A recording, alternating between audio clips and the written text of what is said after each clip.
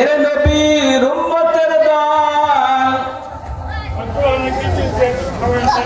রাসূল করিম সাল্লাল্লাহু আলাইহি ওয়াসাল্লাম হাদিসের মধ্যে ফরমায়াছেন, মুসলমান ঈমানদার, তোমাদের মধ্যে সর্বোত্তম ওই ব্যক্তি যিনি দুনিয়ার মধ্যে কোরআনুল কারীম শিক্ষা করে এবং অপরকে কোরআনুল কারীম শিক্ষা দেয়। বলেন সুবহানাল্লাহ। মুসলমান ঈমানদার আল্লাহর গোলাম, এখন এই কোরআনুল কারীমের শিক্ষা সারা পৃথিবীর মধ্যে কোথায় পাওয়া যায়? দুনিয়ার মধ্যে অনেক মানুষ মনে করে শুধু কোরআনুল কারীমের শিক্ষা স্কুল কলেজে এবং ভার্সিটির মধ্যেই পাওয়া যায়, আর কোথাও এই কোরআনুল কারীমের শিক্ষা পাওয়া যায় না। কিন্তু মানুষগুলার মনের ভিতরে ধারণা এই কোরআনুল কারীমের সঠিক শিক্ষা স্কুল এবং কলেজ এবং ভার্সিটির মধ্যেই পাওয়া যায়, কারণ দুনিয়ার মধ্যে জাগতিক শিক্ষার কোনো অভাব নাই। এরে নবীর আল্লাহর গোলাম, একটা দৃষ্টান্ত দিলে আপনারা বুঝতে পারবেন। আমরা সকলেই দুধ আর ঘি আর মাখন অবশ্যই চিনি,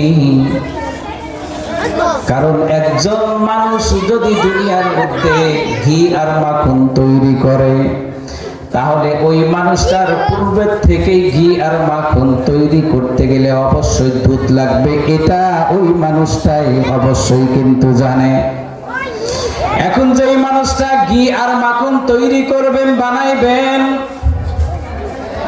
ওই মানুষটা যদি মনে মনে কল্পনা করে দুনিয়ার মধ্যে যেহেতু দুধের অভাব, দুধ পাওয়া যায় না, অনেক কষ্ট করে দুধ জমা করতে হয়, মানুষগুলা নিয়ে আসে সেখান থেকে ক্রয় করতে হয়, সুতরাং আগামীকাল থেকে আর দুধ আমরা সংগ্রহ করব না, বরং ওই মানুষটা, ওই বোকা মানুষটা সারা এলাকার মানুষদেরকে খোঁজ খবর লাগায় দিল যে আজকের থেকে আমরা দুধ আর সংগ্রহ করব না, বরং দুধের থেকে এলাকার মধ্যে পানির গুরুত্ব, পানি অনেক বেশি, এই জন্যই ওই মানুষটা ঘি আর মাখন তৈরি করার জন্য সারা এলাকার মানুষদেরকে পানি সংগ্রহ করার জন্য বলিয়া দিল।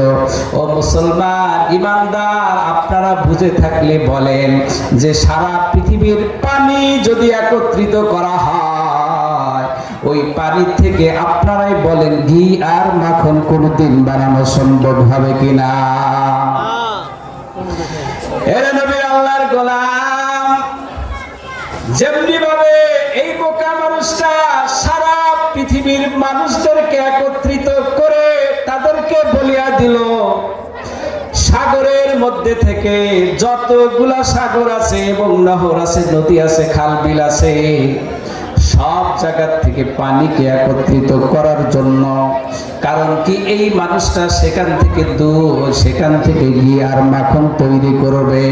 ও মুসলমান ঈমানদার, সারা পৃথিবীর মানুষ যদি একত্রিত হইয়া সাগর খাল বিলের থেকে পানি সংগ্রহ করে যেমনি ভাবে এক ফোঁটা ঘি আর মাখন তৈরি করা সম্ভব না, মুসলমান ঈমানদার আল্লাহর গোলাম, ঠিক এমনি ভাবে সারা দুনিয়ার মধ্যে স্কুল কলেজের অভাব নাই, ভার্সিটির অভাব নাই। আপনারা বলেন সেখানে যায় যদি কোনো মানুষ যদি দ্বীনি শিক্ষা করার জন্য যায় আর বলে যে আমরা দ্বীনি শিক্ষা পারদর্শী অর্জন করেছি, তাহলে তাদের কথারও কোনো মূল্য নাই, ঠিক কি না? এই জন্যই মুসলমান ভাইরা আমার, আল্লাহ তাআলা এই কোরআনুল কারীম নাজিল করিয়াছেন আমাদেরকে রাসূলের মাধ্যমে অন্ধকার থেকে আলোর পথ আমাদেরকে দেখাইবেন, এই জন্য কোরআনুল কারীম নাজিল করিয়াছেন। মুসলমান ঈমানদার আল্লাহর গোলাম, এই কোরআনুল কারীমের যদি কোনো শিক্ষা কোনো বান্দা এবং বান্দি গ্রহণ করে, এই কোরআনুল কারীমের হুকুম যদি কোনো বান্দা এবং বান্দি মানে, এই কোরআনুল কারীমের আমল যদি নিজের মধ্যে ফিট করতে পারে, ও মুসলমান তাহলে এই কোরআনুল কারীমের উসিলা করে আমার আল্লাহ তাআলা ওই ব্যক্তিকে নাজাতের ফয়সালা করে দেবেন। বলেন সুবহানাল্লাহ।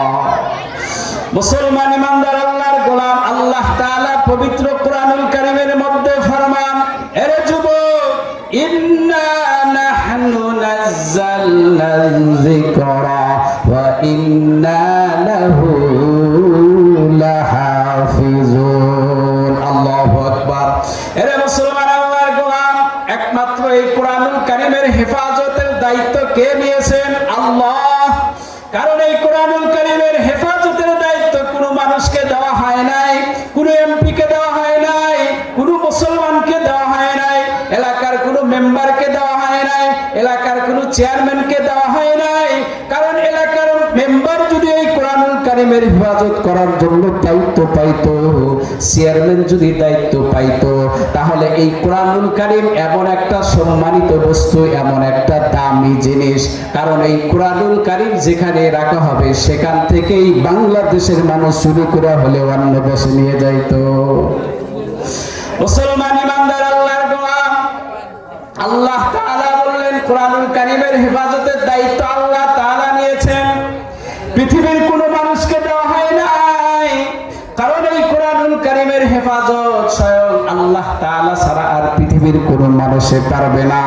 কারণ আপনি যখন যেই জমিনের ভিতরে বসবাস করতেছেন, আপনারাই বলেন এই জমিনের পর্চা, এই জমিনের দলিল, এই জমিনের খতিয়ান সম্পর্কে যদি আপনি না জানেন, আপনি যদি বুঝতে না পারেন, তাহলে দূরবর্তী মানুষ এসে আপনাকে যে কোনো সময় এই জমিন থেকে আপনাকে উৎখাত করিয়া দেবে। বলেন ঠিক কিনা? কারণ আমি যে জমিনে বসবাস করতেছি, এই জমিনের খতিয়ান সম্পর্কে আমি জানি না, এই জমিনের পর্চা সম্পর্কে আমি জানি না, এই যে জমিনের মধ্যে আমি বসবাস করতেছি এই জমিনের দলিল আমার কাছে নাই। বরং আমি যেই জমিনের মধ্যে বসবাস করতেছি এই জমিনের দলিলটা হলো অন্য জনের নামে। আর মুসলমান ইমানদার বুঝে থাকলে আপনারা জবাব দেন, যদি আপনার ওই জমিনের মধ্যে, যেই জমিনের মধ্যে আপনি বসবাস করতেছেন, ওই জমিনের দলিল যদি অন্যের নামে হয়, আপনারা বলেন এই জমিনের মধ্যে বসবাস করার আপনার অধিকার আছে কিনা? কোনো অধিকার নাই। কারণ আমি যেই জমিনের মধ্যে বসবাস করতেছি এই জমিনের পর্চা, দলিল, খতিয়ান এটা আমার না, অন্য জনের নামে। যার কারণে আপনার এই জমিনের মধ্যে বসবাস করার আর কোনো অধিকার নাই। এই জন্য মুসলমান ভাইয়েরা, আমার জমির দলিলটা অত্যন্ত বড় মূল্যবান জিনিস, দামি জিনিস।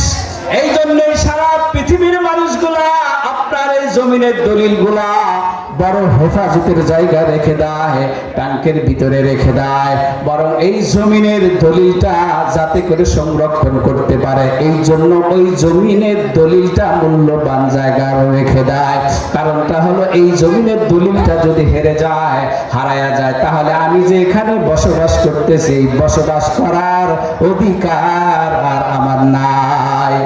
মুসলমান ইমানদার আল্লাহর গোলাম, এই জন্য দুনিয়ার মধ্যে মানুষের প্রত্যেকটা বাড়ির ভিতরে থালি, বাটি, কাঁচের জগ, কাঁচের গ্লাস গুলা, মানুষগুলা এগুলা অল্প দামের জিনিস, এই জন্য মানুষগুলা ঘরের ভিতরে রেখে দেয়, ছোট্ট একটা জিনিসের মধ্যে রেখে দেয়। কারণ এইগুলার দাম তত বেশি নয়, অল্প দাম হওয়ার কারণে এই সমস্ত জিনিসগুলা ঘরের ভিতরে খোলা জায়গা রেখে দেয়। আর জমিনের দলিল বড় মূল্যবান জিনিস, মূল্যবান হওয়ার কারণে ওই জমিনটা টাঙ্গের ভিতরে রেখে এরপরে মানুষগুলা তালা মেরে সংরক্ষণ করতে থাকে। বলেন ঠিক কিনা? এরা মুসলমান আল্লাহর গোলাম, যেহেতু এই জমিনের দলিলটা অত্যন্ত বড় দামি জিনিস, এই জন্য হেফাজত করে বড় সংরক্ষিত জায়গা। মুসলমান ইমানদার আল্লাহর গোলাম, ঠিক এমনি ভাবে আল্লাহ তাআলার এই কোরআনুল কারীম যদি কোনো বান্দা ব্যাংকের ভিতরে রাখতে যাইতো তাহলে সেখান থেকে চুরি হওয়ার সম্ভাবনা আছে। এই আল্লাহ তাআলার কোরআনুল কারীমকে যদি ঘরের ভিতরে রেখে দেওয়া হয়, কাফের বেঈমান মুশরিকের দলরা সেখান থেকে চুরি করে নিয়ে যাবে, আর ভিতরে কোনো সন্দেহ নাই। এই জন্য রব্বুল আলামিন কোরআনুল কারীমটা মানুষের অন্তরের ভিতরে এমন জায়গা হেফাজত করিয়া দিয়েছেন, এমন জায়গা আল্লাহ তাআলা সংরক্ষণ করিয়া দিয়েছেন। একজন হাফেজে কোরআন, একজন হাফেজের কোরআনের ভিতরে তার দিলের মধ্যে, অন্তরের ভিতরে আল্লাহ তাআলা পুরা 30টা পারা তার অন্তরের ভিতরে হেফাজত করিয়া রেখে দিয়েছেন। দুনিয়ার মধ্যে যখন একজন মানুষ এক্সরে মেশিন দ্বারা এক্সরে করে, তখন তার শরীরের ভিতরে কোন জায়গা কি আছে সব কিন্তু দেখতে পারে। কিন্তু একজন মানুষের হাফেজে কোরআন যখন একটি টেবিলের উপরে রেখে সারা সব জায়গা দিয়ে যদি এক্সরে মেশিন দ্বারা এক্সরে করা হয়, তাহলে ওই কোরআনুল কারীম আল্লাহ তাআলা কোথায় হেফাজত করে রেখেছেন, ওই এক্সরে মেশিন কিন্তু কোনোদিনও ধরা পড়বে না। বলেন সুবহানাল্লাহ। এক্সরে মেশিন দ্বারা কোনোদিনও আল্লাহ তাআলা এই কোরআনুল কারীম কোন জায়গা হেফাজত করেছে, এটা আল্লাহ তাআলা এই যে দুনিয়ার মধ্যে যে এক্সরে মেশিন রেখেছে, এটা কোনোদিনও ধরা সম্ভব না যে একজন হাফেজে কোরআনে আল্লাহ তাআলা কোরআন কোথায় হেফাজত করেছে। মুসলমান ইমানদার আল্লাহর গোলাম, এই জন্যই এই রূপসী এলাকার মানুষ আপনারা বড়ই ভাগ্যবান, কারণ মসজিদের পাশাপাশি আপনারা যেহেতু একজন রূপসী নুরানি হাফিজিয়া মাদ্রাসার আয়োজন আপনারা করেছেন, আপনারা বড় ভাগ্যবান, বড় সম্মানিত মানুষ, কারণ আপনারা এই সম্পর্কে বুঝেছেন এই কোরআনুল কারীমের হেফাজত এবং আল্লাহ তাআলার এই মাদ্রাসার কতটুকু কি পরিমাণ গুরুত্ব। আপনার সন্তানগুলা এখানে দিলে এই সন্তান নামাজ কেমনে পড়তে হয়, এই সন্তান আপনার জানাজা কেমনে পড়বে, এই সন্তান মসজিদের জুমার নামাজে ইমামতি কেমনে করবে, আপনাদের এই সন্তানগুলোকে এখানে লেখাপড়া করে আর পরে শেখানো দেওয়া হয়, শিখায় দেওয়া হয়। কিন্তু মুসলমান ইমানদার, আপনার সন্তান যদি স্কুলে পড়ে, আপনার সন্তান যদি ভার্সিটিতে পড়ে, আপনার সন্তান যদি হাই স্কুলে পড়ে, ওই সন্তানগুলোকে যদি আমাদের সামনে নিয়ে আসেন, আমাদের যে সমস্ত ছাত্র ছোট্ট ছোট্ট ছাত্রগুলা, এই ছাত্রগুলার সামনে যদি তাদেরকে বলেন যে তুমি জানাজার নামাজটা পড়ায়া দেখো, তাহলে কোনোদিনও আমাদের ছোট্ট বাচ্চার কাছে ওই সমস্ত সন্তানগুলো জানাজার নামাজ পড়াতে পারবে না। এই জন্য মুসলমান ইমানদার আল্লাহর গোলাম, আপনাদেরকে বলতে চাই, এই রূপসী এলাকার মানুষ আপনারা বড়ই ভাগ্যবান, যে সমস্ত যুবক ভাইয়েরা এখানে দ্বীনি মাহফিলের আয়োজন করিয়াছেন। মুসলমান ইমানদার আমার পর্দার আড়ালের মা ও বোনেরা, আপনাদেরকে অনুরোধ করে বলতে চাই, আপনাদের ছোট্ট ছোট্ট ছেলে মেয়েদেরকে সর্বপ্রথম যদি এই কোরআনুল কারীমের শিক্ষাটা তাদের অন্তরের ভিতরে ঢুকাইতে পারেন, তাহলে আপনার ওই সন্তান ব্যারিস্টার হবে, কোনোদিনও সুদের কাছে যাবে না। আপনার সন্তান ইঞ্জিনিয়ার হবে, কোনোদিন ঘুষের কাছে যাবে না। আপনার সন্তান রাষ্ট্র চালাবে, কোনোদিন ঘুষের কাছে যাবে না। আপনার এই সন্তানকে যদি জীবনের শুরুতে যদি কোরআনুল কারীম শিক্ষা দেওয়া হয়, এই কোরআনুল কারীমের যদি তার অন্তরের ভিতরে ঢুকে দেওয়া হয়, রাসূলুল্লাহ সাল্লাল্লাহু আলাইহি ওয়াসাল্লামের হাদিস যদি তার অন্তরের ভিতরে ঢুকে দেওয়া হয়, তাহলে কিয়ামতের আগ পর্যন্ত ওই সন্তান যতদিন দুনিয়ার মধ্যে বেঁচে থাকবে, আপনার ওই সন্তান কোনোদিনও নামাজ ছাড়বে না, আপনার ওই সন্তান কোনোদিনও মানুষকে কষ্ট দেবে না, আপনার ওই সন্তান মানুষের কোনোদিন খারাপ ধারণা করবে না।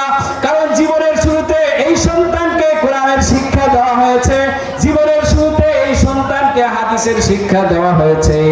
এই কোরআন এবং হাদিসের শিক্ষা যেই বান্দাকে জীবনের শুরুতে দেওয়া হয়েছে, এই কোরআনুল কারীমের শিক্ষা দেওয়ার কারণে বাকি জীবন কোনোদিন ওই সন্তানের দ্বারা 2 নম্বরে হবে না। বলেন ঠিক কিনা?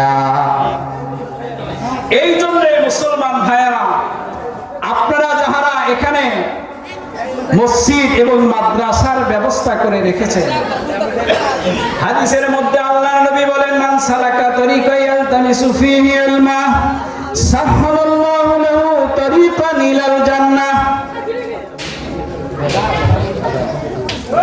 আল্লাহর নবী বলেন, যেই বান্দা এবং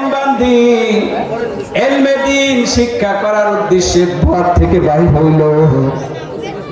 আপনার সন্তান যখন বাড়ি থেকে মাদ্রাসা আসবে ইলমে শিক্ষা করার জন্য, আপনার সন্তান যখন, আপনার ছেলে সন্তান বা মেয়ে সন্তান ইলমে দ্বীন শিক্ষা করার জন্য যখন বাড়ি থেকে বাহির হয়ে মাদ্রাসার দিকে আসবে, রাসূলুল্লাহ সাল্লাল্লাহু আলাইহি ওয়াসাল্লাম বলেছেন ওই সন্তানের পায়ের নিচে দিয়ে আল্লাহ তাআলা ফেরেশতাদের পাখা বিছায় দেয়, এরপরে ওই সন্তান বাড়ি থেকে এরপরে মাদ্রাসায় এসে উপস্থিত হয়। বলেন সুবহানাল্লাহ। এই জন্য মুসলমান ভাইরা অন্য একটি জায়গা হাদিসের মধ্যে বলেন রাসূলুল্লাহ সাল্লাল্লাহু আলাইহি ওয়াসাল্লাম হাদিসের মধ্যে বলিয়াছেন, ও মুসলমান ইমানদার, যেই সমস্ত যুবক ভাইরা সাবাতু ইউজিল্লুহুম ইয়াওমা লা জিল্লা ইল্লা জিল্লুহু, কাল কিয়ামতের ময়দানে হাসরের মাঠে যেদিন আল্লাহ তাআলার আরশের ছায়া ছাড়া আর পৃথিবীর কোনো ছায়া থাকবে না, সেদিন শুধু একমাত্র আল্লাহ তাআলার আরশের ছায়াটাই বাকি থাকবে, আর কোনো ছায়া থাকবে না। সেই ছায়ার মধ্যে আমার আল্লাহ তাআলা 7 শ্রেণীর মানুষদেরকে আল্লাহ তাআলা ওই আরশের নিচে ছায়া দান করবেন। এক নম্বর হচ্ছে ইমামুল আদিল, ন্যায় বিচারক বাদশাহ। কারণ যেই বাদশাহ দুনিয়ার মধ্যে থেকে ন্যায় বিচার করে, সঠিক বিচার করে, বিচার করতে গেলে কোনো ধরনের দুর্নীতি করে না, 2 নম্বরই করে না, কাল কিয়ামতের ময়দানে আমার আল্লাহ তাআলা ওই বান্দাকে আল্লাহ তাআলার আরশের নিচে ছায়া দান করবেন। বলেন সুবহানাল্লাহ।